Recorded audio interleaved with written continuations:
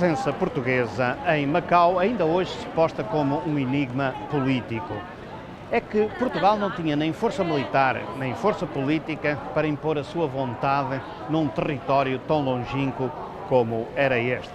Além disso, Afonso de Albuquerque tinha determinado que as fronteiras mais longe do Império Marítimo eram as de Malaca, no Sudeste Asiático. Quem se quisesse aventurar para lá dessa fronteira, definida pelo vice-rei da Índia, teria que o fazer por sua própria conta e risco, sem qualquer apoio do Estado. Malaca era o ponto de contacto com o Império do Meio. Quem quisesse ir à China para negociar podia fazê-lo, mas inteiramente por sua conta e risco. A coroa portuguesa não dispensava proteção a aventureiros. Por isso Macau ficava para lá da consistência do Império Português. Macau era visto como o ponto fraco, não é? Porque os portugueses não tinham poderes, plenos poderes sobre o território. Porque os chineses ainda guardavam tanto poder. Mas, de facto, esta falta de poder tornou-se uma vantagem. Que mostra também que, às vezes, as intenções da história não são iguais aos resultados, não é? E esta solução de Macau, como foi chamado por Foch, esta solução foi muito mais durável que a conquista. Eu acho que é uma sobrevivência muito curiosa, muito única. E até... às vezes eu me pergunto se o caso de Macau não é um exemplo em relação com toda uma série de outras possibilidades de relacionamentos entre poderes europeus e asiáticos. É um caso muito especial. Na história da expansão marítima europeia, iniciada pelos portugueses no século XV, a força foi quase sempre o primeiro argumento, mas não em Macau. É que no interposto português da China, desde o primeiro momento, as armas decisivas foram sempre a diplomacia, a negociação, a cedência e a conciliação. Macau teve que fazer um exercício de equilíbrio. Ao longo de toda a sua história, teve que inclinar-se algumas vezes num sentido e noutras no sentido contrário.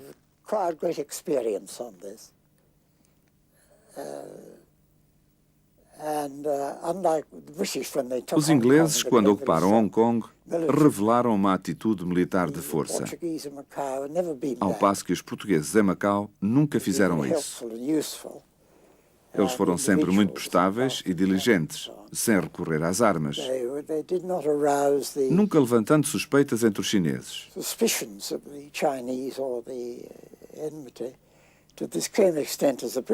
Ao contrário do que se passou com os ingleses. O relacionamento que eles estabeleceram com os chineses foi muito proveitoso,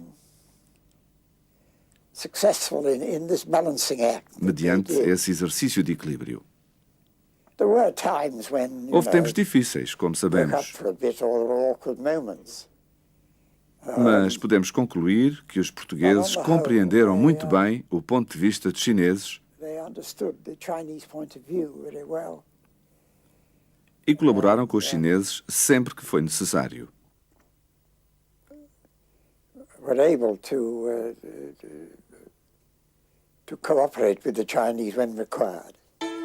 Para as potências coloniais, Macau, que vivia sem estatuto definido, onde o governo era partilhado por um mandarim chinês, representante do imperador, e uma Câmara Municipal poderosa, que limitavam drasticamente a capacidade executiva dos governadores, era um verdadeiro mistério. Tanto mais que o Império, que poderia reduzir a cinzas o enclave português num sopro, mantinha-se incompreensivelmente imóvel. A Inglaterra decidiu então esclarecer o enigma. The book I had in mind was the one by Alain Perfit on O livro que gostaria de mencionar foi escrito por Alain Perfit a propósito da embaixada de McCartney a Pequim, em 1791, 1792. E nesse livro ele cita o imperador chinês Qianlong, baseado nas suas minutas e registros da época, referindo-se aos portugueses como tendo sempre vivido em harmonia com os chineses e de uma maneira pacífica, e que se manifestaram sempre felizes com a boa vontade que têm recebido de nós.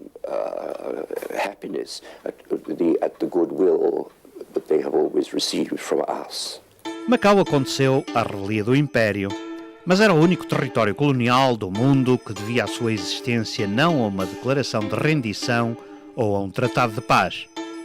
A cidade assentava as suas raízes históricas num acordo verbal de cavalheiros.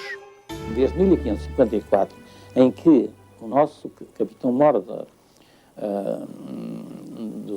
do Oriente, aqui é do Extremo Oriente, o Leonel de Sousa, fez um contrato verbal com as autoridades chinesas de Cantão, desde essa altura nós começamos a frequentar Macau. E há uma carta duas cartas, uma de Fernão Mendes Pinto, que era irmão da Companhia de Jesus, era jesuíta nessa altura, e outra carta do padre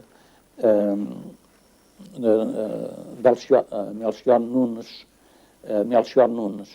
E então esse padre Melchior Nunes escreve uma carta de novembro de 1555 deste porto de Amaquan. Neste contexto explicativo da história, é importante recordar que várias tentativas de fixação dos portugueses na China fracassaram rotundamente. O exemplo mais vivo desse fracasso é o de Lian Po, a primeira feitoria portuguesa nas costas do Império do Meio, que terminou com o massacre total dos habitantes pelo exército imperial. Mas, para além de todas as leituras, talvez simbolicamente resida aqui a verdadeira explicação. É que os canhões da fortaleza da cidade, como este, nunca estiveram virados para a China. Estiveram sempre virados para o mar. Afinal, era dali que vinha a verdadeira ameaça.